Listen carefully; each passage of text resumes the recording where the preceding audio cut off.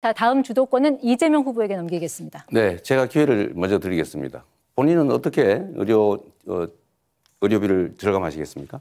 저는 과감하게 의료 혜택 중에서 과학적인 그런 어떤 효과가 입증되지 않은 것들은 줄여야 되고요.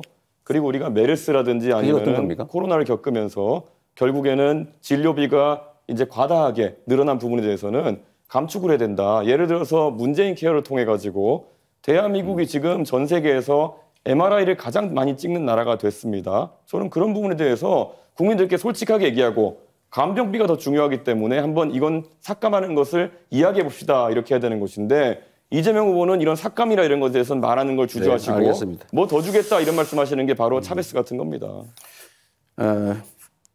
어쨌든 제가 이런 지적은 가능하면 안 하려고 하는데 혹시 밥 맥티어라고 아세요? 모르겠습니다. 모르시죠? 네. 루카스 차이제 모르시죠? 호텔 경제학의 그 원전이라는 네. 한국은행에서 5만 원을 쓰는 법 이거 저 그림표 있는 거 보셨어요? 그거는 호텔 취소하고 보셨어요? 이런 게 없지 않습니까? 아니, 그래서 보셨어요? 그거 찾아내느라 고생하셨는데 전혀 다른 얘기입니다.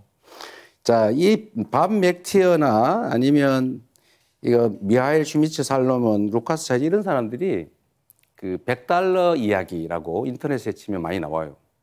거기에 똑같은 얘기가 나옵니다. 호텔에 누군가 투숙을 하려고 했는데 그 돈으로 $100 또는 100유로로 옆에 이렇게 돌다가 결국 돈이 돌아왔는데 그 고객이 갔다.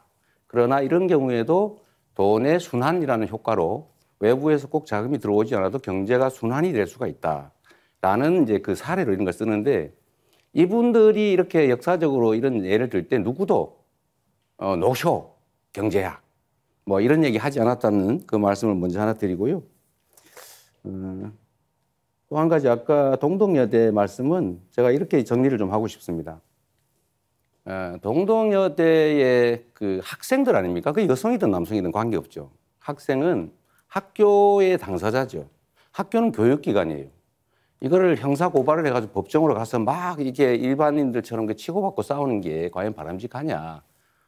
흥정은 붙이고 싸우면 말리라는 얘기처럼 그거는 국회에 국회의원들이 뭐 어떻게 했는지 잘 모르겠습니다만 조정을 해서 고소 취하하게 하는 것은 바람직하다고 생각하고요.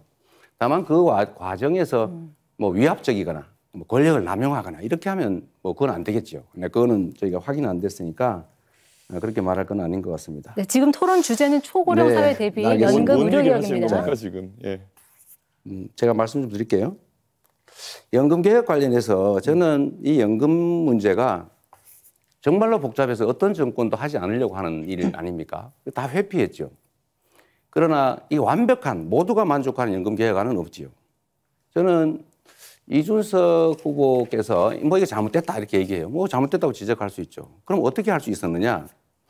본인이 주장하는 각종 이런 제도 이런 것들을 만들어내는 것이 과연 정치적 합의를 끌어낼 수 있겠냐? 그건 본인의 주장일 뿐일 가능성이 많죠.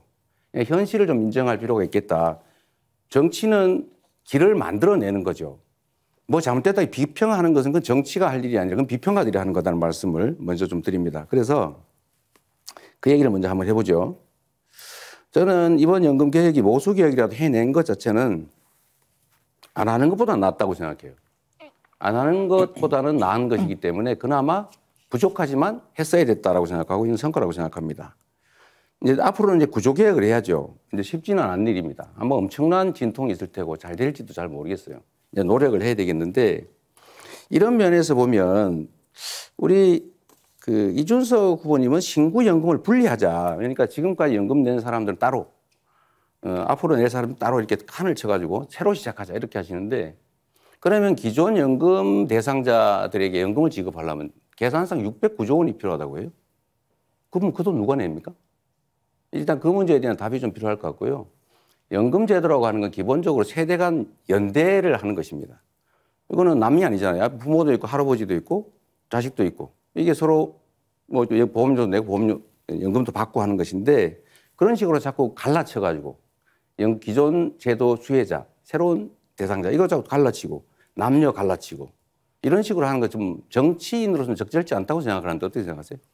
말 그대로 개변을 하고 계신 거죠. 지금 사회적 연대나 세대 간의 연대 같은 걸 이야기하시는데 이번 합의 과정에서 과연 그러면 이득을 보는 세대는 어디이고 손해를 보는 세대가 어디인가 명백하거든요. 결국에는 지금 바로 소득 대체율을 올림으로 인해 가지고 받아가는 세대는 바로 받아가게 되고 네. 내는 세대는 4% 가까이 인상된 금액을 평생 내야 되는 것이고 그래서 5천만 원 더 내고 2천만 원 더 받아가는 구조다 이런 얘기가 나오는 거라서 대한민국의 젊은 세대는 가만히 앉아서 한 사람당 3천만 원 이상의 손실을 그냥 떠있게 된 거거든요. 네. 그리고 아까 자꾸 힘의 논리 같은 걸 얘기하시는데요. 본인들이 입법하는 것이 알겠습니다. 다수라 해가지고 옳은 게 아닙니다. 법원 그렇게 겁박하고 하고 본인 방탄하기 위한 입법한다 해서 그게 옳은 게 되는 게 아니라는 말씀 드립니다.